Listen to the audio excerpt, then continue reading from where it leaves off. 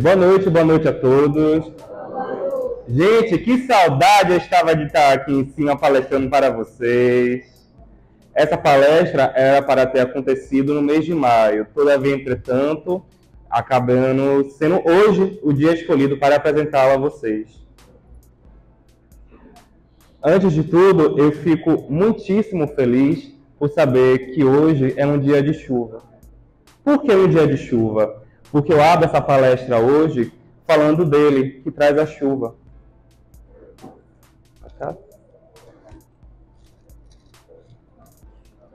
Eu falo de Oxumaré. Antes de começar essa palestra, eu peço licença aos presentes e eu faço uma prece ao Oxumaré. O caminho que eu trago hoje é de incômodo, assim como uma cobra que percebe que é hora de trocar de pele. É desconfortável, porém é necessário para crescermos. A serpente do arco-íris que se estende sobre nós, ela está no céu, mas chega até a terra. Nós aprendemos a gostar de ver a água cair na terra. Que as águas nos limpem e nos tranquilizem, a nós e aos ancestrais. Que as águas limpas nos lavem nossos corpos e nossas mentes e acalmem todos os nossos ancestrais. Agora, sigo com o tema, iconografia. Lucas, o que diabos é iconografia? É simples, é o estudo sobre imagens e o significado por trás dessas imagens. Assim, é um estudo que se propõe se colocar a tudo que é arte, seja pintura, escultura, desenho, cinema, qualquer forma de arte, e perceber o real significado por trás dela. Trago aqui o primeiro quadro. O quadro é O Nascimento de Vênus, de Sandro Botticelli. Temos aqui, nessa iconografia, percebemos a mitologia, onde Vênus finalmente saiu do mar para ser acolhida em terra. Vemos Vênus, na sua figura principal, desnuda, como diz a sua lenda, mostrando toda a beleza e sensualidade daquela deusa. Temos outro também, de Eugênio Delacroix, A Liberdade Guiando o Povo. Essa daqui é uma pintura histórica. Ela se refere ao período da Revolução Francesa, onde os pobres, as classes mais baixas, se rebelaram contra os nobres a fim de acabar com a sua opressão. Aqui vemos a liberdade sendo personificada em uma mulher, guiando todo o povo pobre na Revolução da França, que mudou a história da humanidade.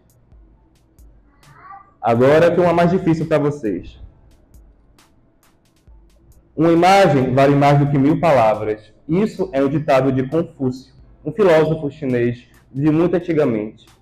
Essas imagens, elas sempre nos trazem mensagens subliminares, subjetivas, que permitem que a nossa psique consiga interpretá-las, mesmo que não nos seja da nossa consciência.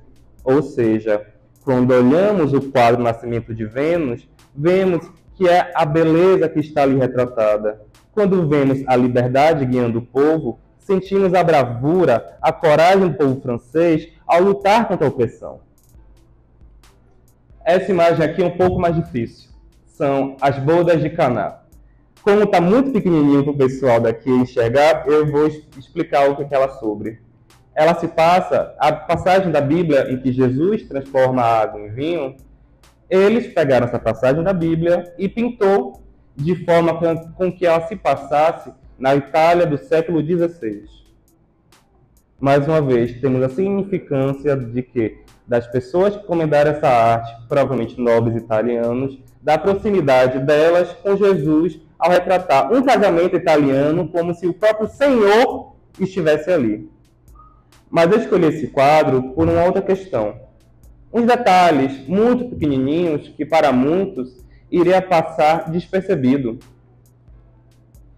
Eu me refiro a esse garotinho aqui, servindo a taça de vinho para um convidado.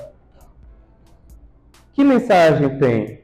Podemos dizer que ele é um servo, um escravo, e que ele estava ali servindo de pajem para quem estava ali no casamento. Temos mais outras 3 figuras também servindo as pessoas do casamento. Empregados, pajens, escravos, mas elas têm uma coisa em comum. São negros. E aqui eu venho com o título da minha palestra: Corpos Negros e Máscaras Brancas. Iconografia é percepção. Já expliquei o que é iconografia. Eu agora quero explicar o que são corpos negros e máscaras brancas. Esse é o título do primeiro livro do filósofo e doutor francês Frantz Fanon. Fanon, ele nasceu na ilha da Martinica, sob o domínio francês. Foi um dos escritores mais importantes na época de luta e libertação anticolonial, psiquiatra, filósofo e escritor. Seu trabalho se baseou em uma ampla gama de poesia, psicologia, filosofia e teoria política, que tem sua influência em todo o sul global até os dias de hoje. Eu conto a vocês uma pequena história sobre Frantz Fanon, porque ele era de uma família abastada dessa ilha, da Martinica. Ele decidiu ir à França terminar seus estudos como psiquiatra.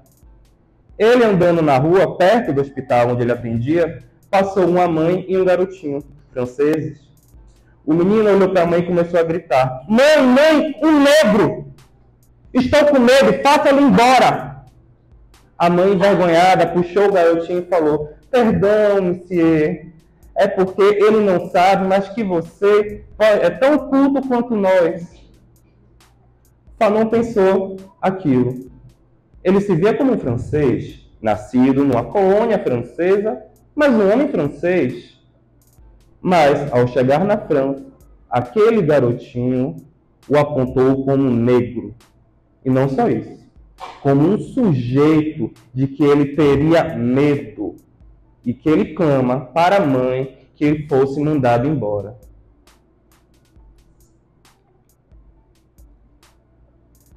Pele Negra e Máscaras Brancas foi o primeiro livro de Fanon, onde ele aborda os estudos e relações raciais coloniais com a psique do oprimido. Fanon ficou tão impressionado com aquela cena que lhe acometeu que ele começou a pensar e a divagar sobre o motivo disso. Seu mundo havia sido tirado de seus pés, porque, pela primeira vez, ele se percebeu como negro.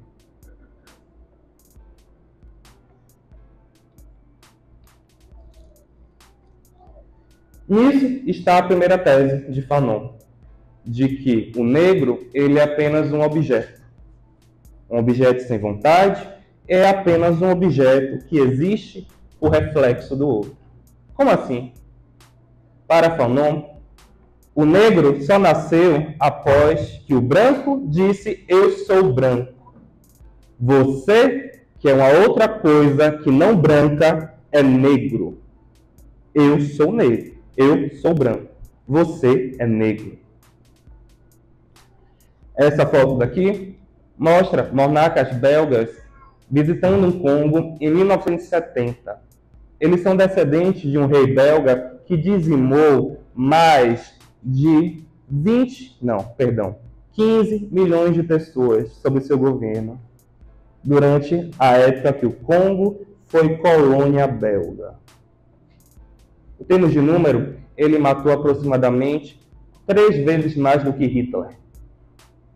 Uma população de um país inteira foi escrava do rei belga. E ainda assim, anos depois, seus herdeiros e descendentes são recebidos com honrarias, carregados nas costas pelos descendentes daquele lugar. E agora, surge o negro, nascido a partir do branco. E o que existe para esse negro? Antes de ser negro, as pessoas eram pessoas. Todos os habitantes de povos e etnias do mundo eram pessoas. Quando o branco surgiu e disse: eu sou branco, vocês são negros, o negro ele se encontra numa encruzilhada. Eu posso seguir por aqui, seguindo meus costumes, meus hábitos, minhas tradições. Ou então, posso seguir por cá, porque eu não quero ser negro, eu quero ser branco. Seguindo, então, Eu sigo então a cultura europeia, a cultura branca. Eu acabo aderindo à visão de mundo que o branco traz. Por quê? Porque uma das principais questões do colonialismo e do racismo é esvaziar a pessoa de seus significados, das suas subjetividades. É assim que você consegue quebrar o espírito daquela pessoa e tudo que você der a ela, ela irá aceitar de muito bom grado. Por causa do colonialismo, os negros tiveram que se situar diante de dois sistemas, o branco e o negro. Sua metafísica, percepção sobre si, costumes e instâncias de referência foram abolidos, porque eles estavam em contradição com a civilização branca. O que isso quer dizer? Que, durante o período da colonização, o branco tinha como sua cultura a civilizada. Era o branco que carregava nas suas costas a égide da ciência, da filosofia, do desenvolvimento. Qualquer um que não fosse branco, europeu, era um bárbaro. E você sabe o que acontece com os bárbaros. Por você ser bárbaro, você está mais próximo a ser destruído e dizimado, porque a sua cultura é uma ameaça ao desenvolvimento do branco. Vemos aqui a civilização, que trazem com todo o seu primor, com suas armas, tecnologia, a representação de como seria uma civilização. E aqui vemos os povos que são colocados como bárbaros. Como são representados os civilizados e os bárbaros? Essa foto foi tirada na Bélgica em 1958. Eu acredito que alguns de nós já estávamos vivos nessa época. O que é isso? É uma garotinha dentro de um cerco. Ela estava num zoológico humano. Zoológicos humanos foram uma forma de entretenimento na Europa durante muitos e muitos tempos. Lá, as pessoas eram colocadas em cativeiro e tratadas como animais, para o deleite dos europeus. Porque aquilo era o diferente, era o assustador, era o incrível, o pitoresco. E essas pessoas sofriam como animais enjaulados. Todos os povos não brancos foram bestializados, comparados com animais, para que fosse mais fácil que eles passassem por todas as atrocidades possíveis. A fenologia é uma pseudociência muito utilizada em que se media o crânio das pessoas, era usada para justificar. Não, porque o crânio do branco está muito mais próximo de Apolo, deus do sol, das ciências, das artes, e o do negro está muito mais próximo ao chimpanzé. Ele é uma sub-raça. Ele não é gente, ele é um quase gente. Então, vamos fazer uma caridade. Vamos ensinar a ele o que é cultura, o que é arte, o que é filosofia. Não, esses tambores aqui, maluquice. Bom mesmo é uma harpa, uma lira, um violino. Isso sim é arte, isso sim é cultura.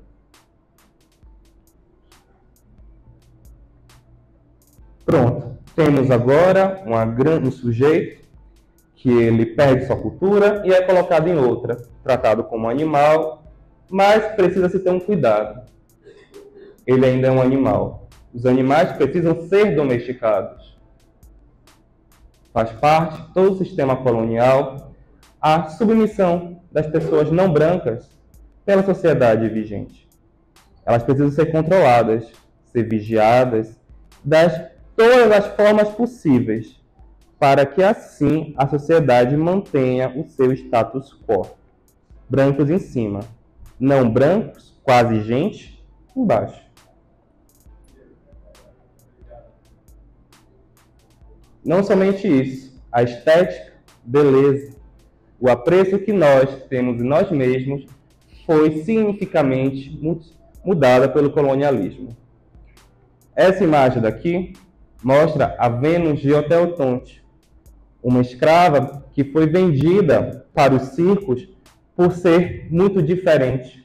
No seu corpo, ela acumulava muita gordura nas nádegas e nas coxas. diferente de uma mulher europeia. Por isso, ela se tornou atração de circo. As pessoas pagavam para vê-la nos salões, vê-la dançar suas danças tribais. Ela se matou aos 24 anos. Partindo ainda para as mulheres no campo da estética, as negras, para serem vistas como belas, tinham que se aproximar da cultura branca. Nada de usar turbante, nada de usar colares, contas, roupas étnicas, nem pensar. Isso é vulgar, coisa de gentinha, coisa de gente sem cultura. Eu queria muito que algumas de vocês não reconhecessem esses pentos aqui. Feitos para alisar os cabelos. Por quê? Crespo não. Crespo é de negro. E eu não quero ser negro. Eu não quero ser bicho. Eu tenho que ser o mais próximo dele lá, do branco. O que é que Fanon diz sobre tudo isso? De que o negro ele enxerga na cultura europeia um meio de se desligar da sua raça. Não entenda-os mal. Os negros foram desprovidos de muita coisa na sua vida.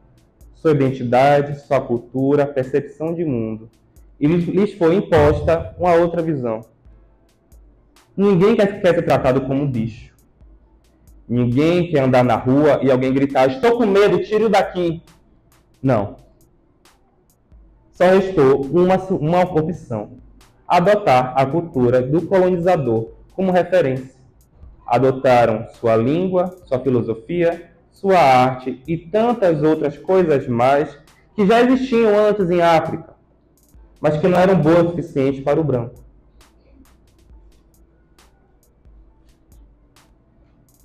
Vamos a mais uma iconografia. Olímpia, de Manet. Percebam como Olímpia, provavelmente uma concubina, pousa e olha diretamente para vocês. Foi um escândalo quando esse quadro saiu. Mas eu fiz uma pequena alteração, nem tão pequena assim. Renomeei. Coloquei o nome de Lore Segurando Flores.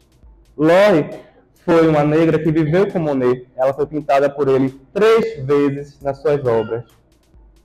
Que mensagem Lore está passando aqui para vocês? Ela não é o foco principal da cena. Eu tive que mudar o contraste para que nós pudéssemos enxergar a Lore. Como Lore está vestida? O que é que ela faz? Para quem ela olha? O que é que Lore está fazendo naquela cena?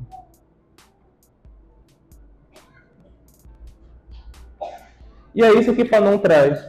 São pequenas coisinhas, às vezes muito sutis, que vão impregnando nossas cabeças. Vão dando mensagens subliminares de uma pessoa que parece com você, ela faz isso. Uma pessoa que parece com você, ela faz aquilo. São pequenas mensagens que vão nos fixando, que elas estão presentes em todos os lugares. Tudo. Aqui eu trago um quadrinho infantil, Memim. Circulou até os anos 60, salvo engano. Não, gente. Antes que vocês me perguntem, Memim não era um macaquinho, não era um animal. Ele era um menino negro. Ah, mas e o traço do artista? Não. O artista desenhou uma pessoa branca e Memim dessa forma. Que mensagem ele quer falar com Memim sendo retratado desse jeito? Vamos para mais iconografia. Agora, Estados Unidos. Temos aqui a campanha eleitoral. Aqueles 2 partidos que sempre brigam. Um fala sobre o candidato branco, o outro sobre o candidato negro. Percebam como é representado cada um dos candidatos. Tem uma mensagem por trás disso. Ou então, propagandas de sabão, em que um garotinho branco convida um garotinho preto para tomar banho. E com essa marca de sabão, o garotinho preto saiu branco do banho. Por quê? Porque o sabão é tão forte que vai mudar a cor da pessoa? Mas por que fazer um sabão tão forte para mudar a cor da pessoa? É simples. Eu trago desenhos infantis. A gente já deve ter visto muitos desses por aí. Sempre que os personagens eram cometidos por lama, graxa, piche, até mesmo pólvora, eles eram tratados dessa forma. Uma menininha negra, seus lábios grandes, a cara preta pintada. Por que não falar de Crespinha, a marca favorita do Rio de Janeiro, de palhas de aço? Vindo agora para São Paulo. Por que essa mascote se chama Crespinha e vende palhas de aço? Ou então, a icônica blackface. Durante muito tempo, pessoas negras não eram permitidas em teatros, cinemas e etc. Mas e se a peça exigisse uma pessoa negra para poder falar? Não. Pintava-se as pessoas brancas como negras de uma forma satirizada, porque assim era mais interessante para representar a mensagem que eles queriam passar e não deixava nenhum preto entrar no set.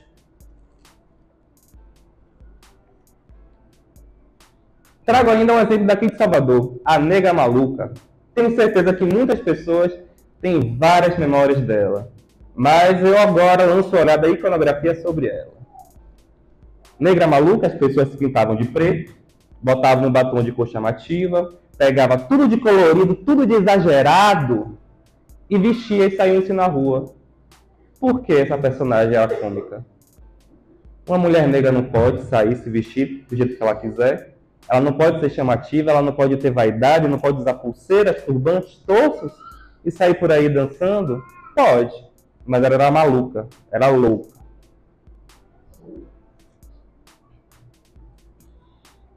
Frantz Fanon, ele afirma o negro como além dos estereótipos. Tudo isso que eu apresentei para vocês agora foram estereótipos, colocados pelo branco e ainda alguns, infelizmente, persistem nos dias de hoje. O negro é um sujeito racional que conseguirá ir além do que o branco permite, porque possui aptidão intelectual. Essa frase é um contexto histórico. Na época dele, pessoas negras não eram consideradas como tão inteligentes assim. Então, ele colocar isso num livro foi uma afirmação de que, ei, você, meu irmão, você aí, você é muito mais do que eles deixam você ser. Trago um quadro de Marie Guillermin, que é o Retrato de Madalena, de 1800. Eu quero que vocês deem uma boa olhada em Madalena, por favor.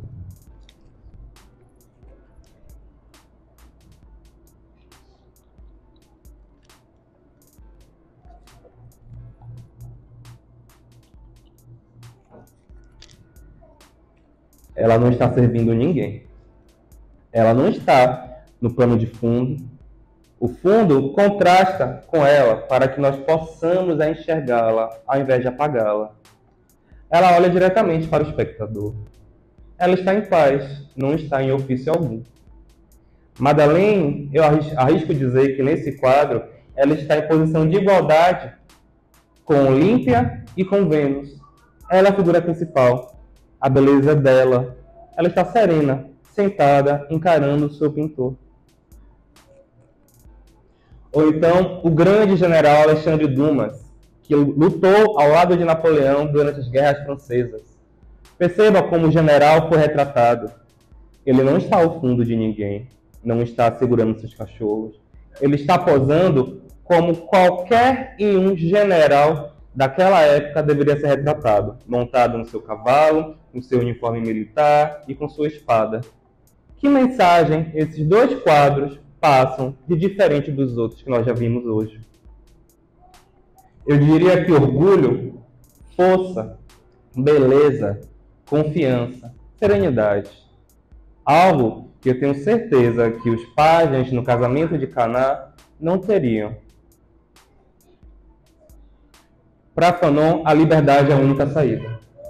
Que se encerre tudo isso.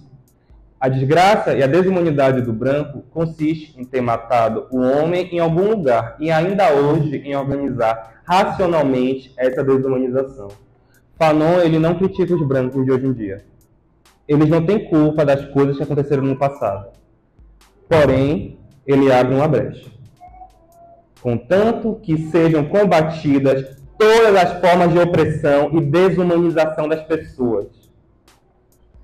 Qualquer pessoa que se coloque a favor, qualquer pessoa que lute para manter um certo povo, uma certa classe social subalterna, é tão culpado quanto o comerciante de escravos. É tão culpado quanto o senhor de engenho. Ele tem nas mãos o mesmo chicote que os capatazes da fazenda.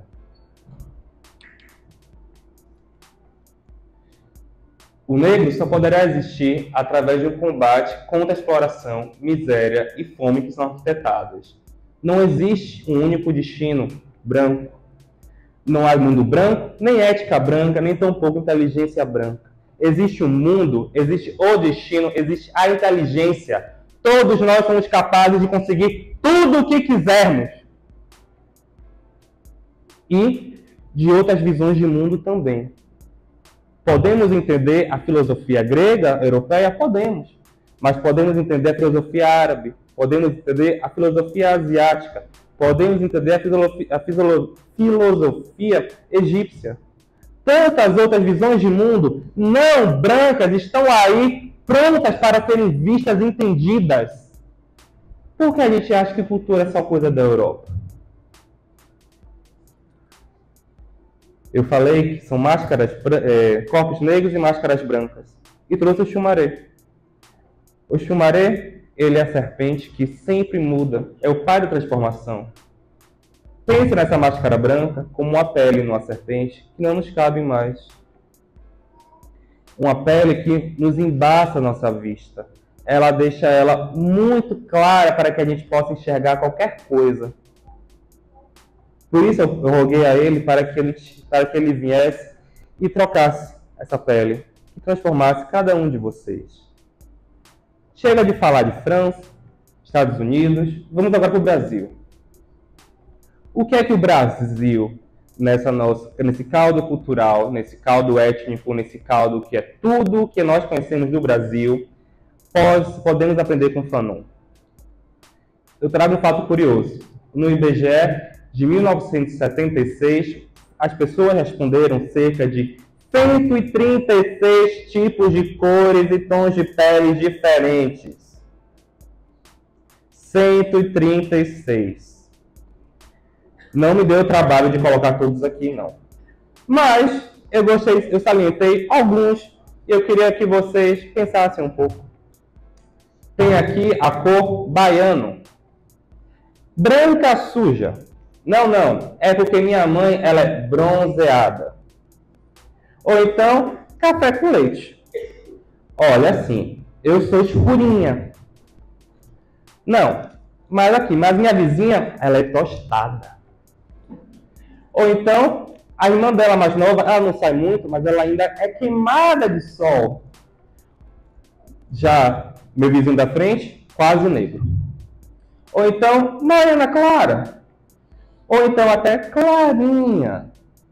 Eu não sei vocês, mas para 136 tons de pele e algumas das denominações, elas trazem uma carga muito grande. Que carga é essa? São 136 desculpas para não ser negro.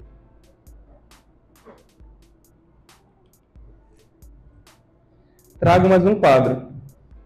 A Redenção de Cã.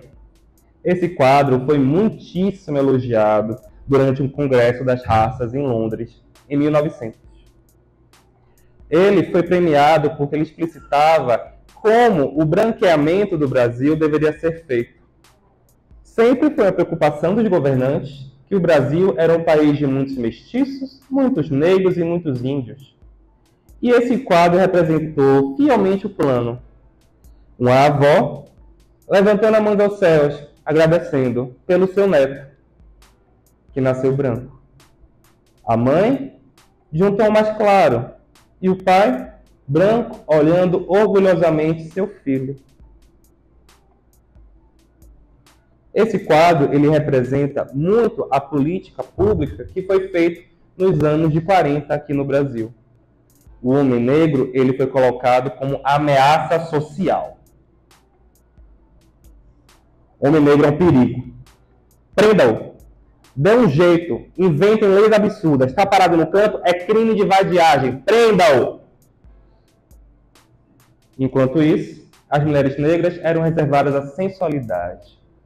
Não, que as brasileiras são mais quentes, são mais bonitas, mais fogosas, são mais férteis, tornando-se atrativa para que ela carregasse os filhos cada vez mais brancos. E assim, de geração em geração, o Brasil iria ser um país formado de pessoas descendentes de negras, porém com pele branca. Nesse livro, Orixás da Umbanda, tem a seguinte passagem. A Umbanda foi fundada ou criada por Zélio de Moraes e o Caboclo das Sete Encruzilhadas em 1908, numa época pós-escravidão, por um homem de pele clara. Isso quer dizer que o sincretismo foi espontâneo para a Umbanda, diferentemente do escravo, que usava o santo para ocultar o culto ao orixá. Lembrem que esse congresso foi feito em 1911. Temos aqui uma passagem que fala da época de 1908. O branqueamento estava na moda. Estava presente na agenda pública. Por que essa predisposição das pessoas da classe média de Niterói, Rio de Janeiro, em adotar os santos católicos ao se referir ao culto ao orixá? Foi por motivos diferentes. Não foi para ocultar o culto, porque eles já estariam acostumados aos santos católicos. Seria possível eu, um homem de classe média, doutor, filósofo, professor, cultuar um negro no meu altar? Mais iconografia. Temos aqui nas pontas São Jorge e Ogum, conhecidíssimos por todos os umbandistas no país.